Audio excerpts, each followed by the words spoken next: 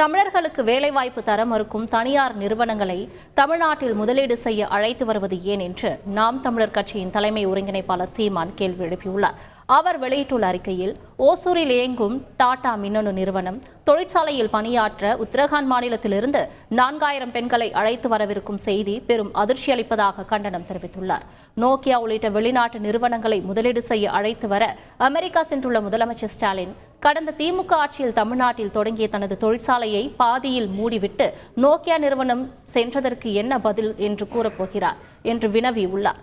தனியார் நிறுவனங்களில் வடநாட்டவர்களை பணியமர்த்தும் போக்கை கட்டுப்படுத்த அரசு என்ன திட்டம் வைத்துள்ளது? தமிழ்நாட்டில் குடியேறும் வடநாட்டவர் குறித்து தமிழ்நாடு அரசிடம் என்ன தரவுகள் உள்ளது என அடுக்கடுக்காக கேள்வி எழுப்பியுள்ளார். தமிழ்நாட்டில் தொடங்கப்படும் தனியார் நிறுவனங்கள் தமிழர்களுக்கே வேலைவாய்ப்பினை தர உடனடியாக தனி சட்டம் இயற்ற வேண்டும் என்று சீமான் வலியுறுத்தியுள்ளார். செய்திகளை உடனுக்குடன் தெரிந்து கொள்ள உடனே சப்ஸ்கிரைப் பண்ணுங்க.